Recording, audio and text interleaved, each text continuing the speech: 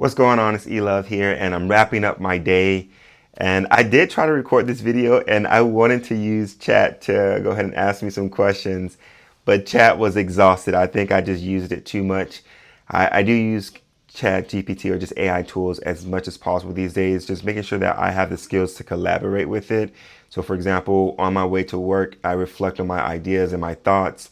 I also listen back to those recordings and ask chat to kind of summarize some things to me and key elements on how I can communicate that more for myself. And then while I'm at work, I may use it to also brainstorm some ideas. So right now I'm trying to come up with different training plans.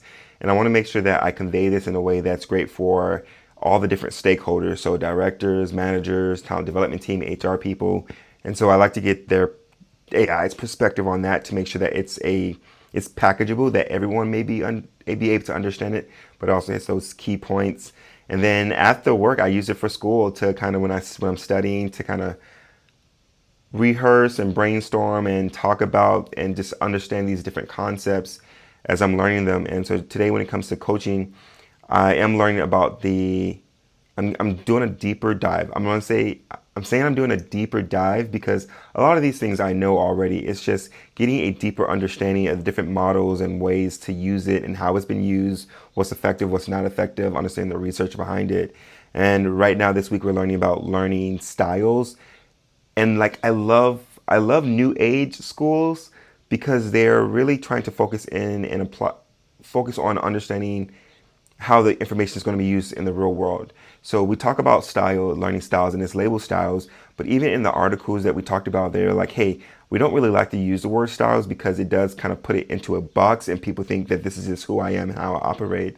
What it really is, it's more of a preference, and preferences are determined by maybe some of your innate aspects and characteristics and traits, but also it's the habits, what you've been used to and exposed to in the past, that leads to these preferences that you have. And just because you do have a preference doesn't mean that you aren't able to learn from different styles in different ways. So when it comes to learning styles, the most common ones are going to be your auditory, kinesthetic, and visual, and then a more recent one that's becoming the top three.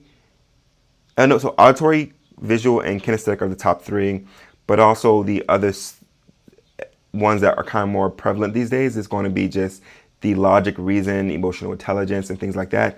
But at this point, they have identified 15 different types of intelligence, and it's even like interpersonal skills. Like some people just learn from talking to other people and connecting with them. They have a better understanding, or spatial learning. They're able to really, I need to create a diagram of some sort to learn most efficiently.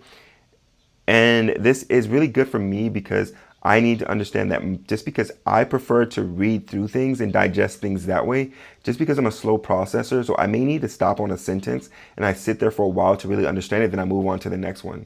So I do prefer to read things compared to someone telling me this because I feel awkward when I have to ask all these questions to really understand it.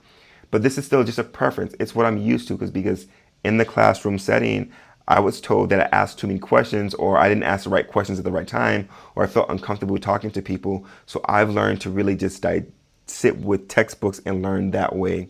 And so learning about this for myself is really valuable for as a coach because I know how my mind works. And just because I operate this way doesn't mean my client's going to operate this way.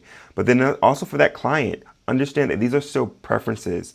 At the same time, you still need to learn how to use these other ways, be aware that the other ways of learning and hone those skills, because when you're in the corporate world and you're in this job world or this project, you may be presented with information that in a video format, and you need to know how to digest that video format, or you need to know how to digest that written format to make sure that you're getting the most out of the situation. And this is just how I leverage whatever I'm learning with coaching to my personal life, but also how to help my clients to also challenge themselves and also understand and lean into their strengths. And that's what my day was right now. Now, it was a good day, and I'm going to go ahead and wrap it up there. Thank you for listening. Take care, and I'll talk to you soon. All right, bye.